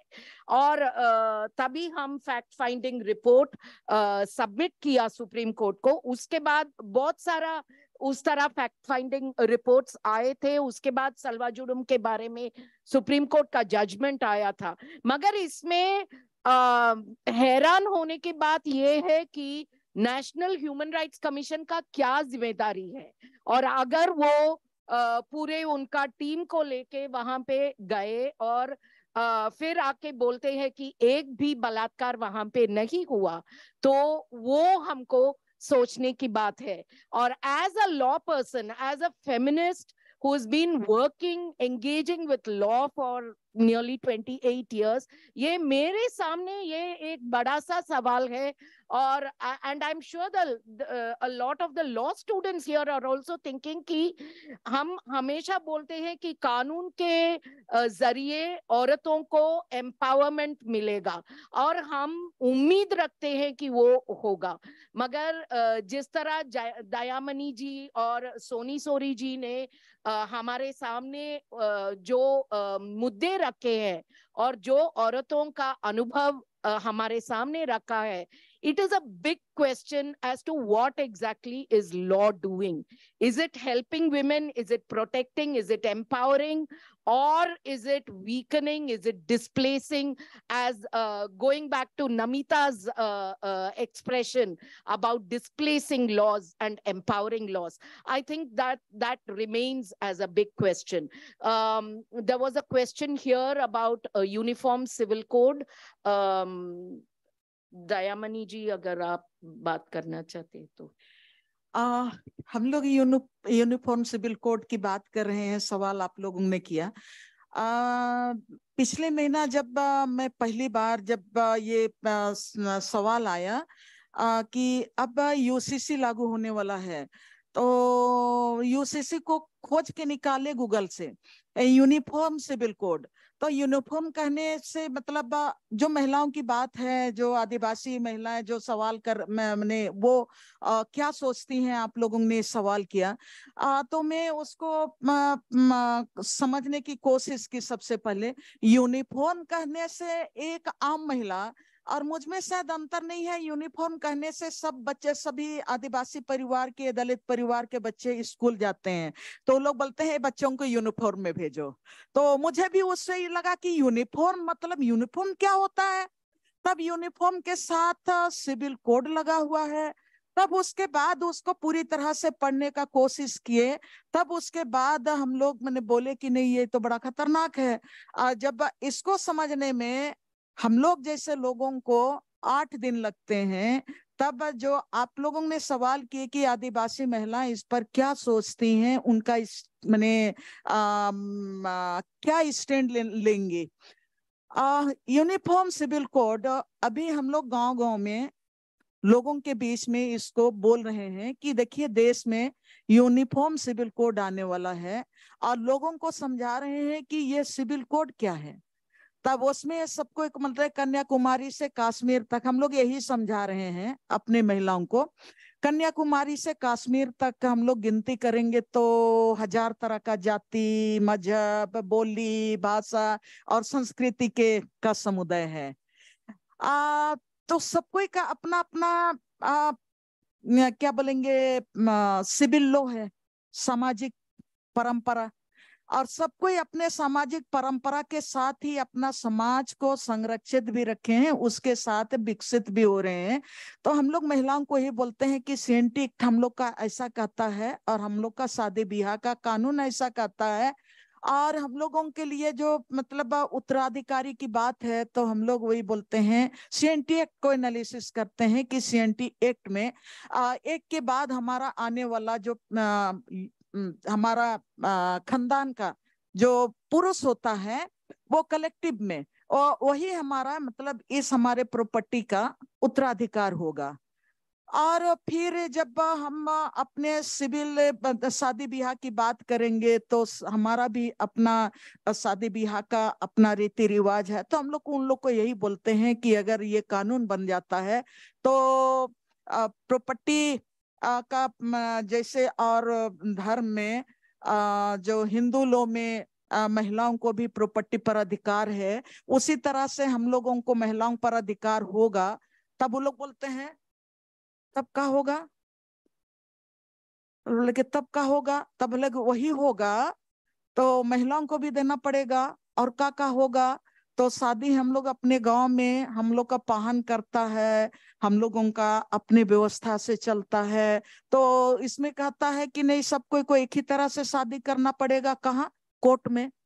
हाँ, ऐसा कैसे होगा? तो फिर बोलते हैं अगर किसी को, हम लोग छोड़ा छोड़ी बोलते हैं आदिवासी में, पसंद नहीं आया तो मतलब एक दूसरे को छोड़ भी सकते हैं। तो उसके लिए जब बात बिगड़ जाता है तो पंच बैठता है। पंच बैठता है, उसके बाद वो फैसला करता है कि अगर ये दोनों में नहीं बन रहा है तो ठीक है, वो भी अपना शादी कर सकती है, वो भी अपना शादी कर सकता है।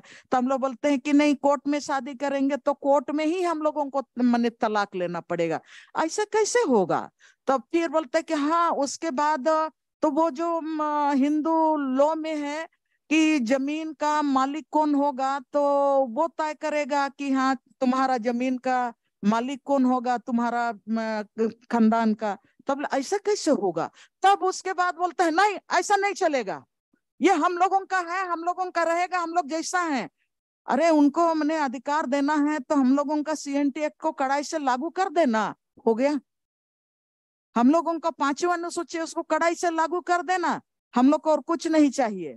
तो आपने जो कहा UCC को समझने के लिए अभी मुझको लगता है कि देखिए ये पॉलिटिकल एनालिसिस भी यहाँ पर हो रहा था कि आदिवासी पॉलिटिक्स को आइडेंटिफाई करने की बात। UCC को जैसे पूरा देश समझा, सिर्फ आदिवासी की बात नहीं, हिंदू समाज भी उसको समझने लगा कि नहीं उससे तो हमको भी खतरा है। जब उनको लगा कि हमको भी खतरा है, तब हिंदू समाज के अंदर भी मैंने बुदबुदाहट होने लगा, तो सरकार उसको ड्रॉप कर दिया और मणिपुर चला आ गया।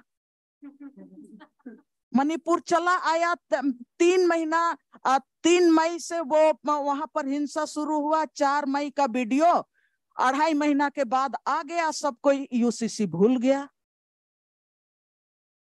तो ये आदिवासी पॉलिटिकल जो चैलेंजेस है ना, तो एकदम सोरठा से हम कहेंगे कि आदिवासी महिलाएं क्या समझती हैं, क्या स्टैंड लेगी। अगर हम ऐसा करेंगे तो हम आदिवासी महिलाओं के साथ अन्याय करेंगे। हमको समझाना पड़ेगा। मैंने पहले ही कहा कि वो 40%, 30% वो UCC कैसे समझेंगे? समझाना मेरा और आपका काम है, और उनको समझाने के बाद वो स्टैंड ले, उनके साथ आप और हमको खड़ा होना पड़ेगा। मुझको लगता है जस्टिस का मतलब यही होता है। Thank you, Dayamani ji. Since we are out of time, we have to end this particular session now. And I'm sorry that we can't have any more questions because we are running very late. Actually, the lunch was supposed to be 12 to 1 and 1 o'clock was the next session, but we are running late by 1 hour. So I am going to end this session here.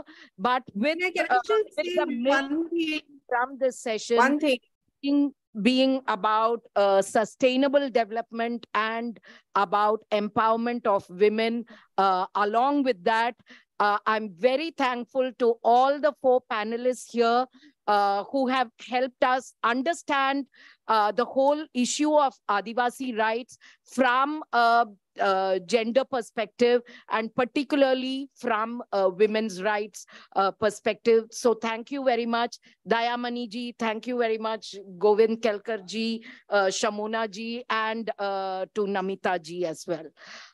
We are now going to have a felicitation of the 4 panelists.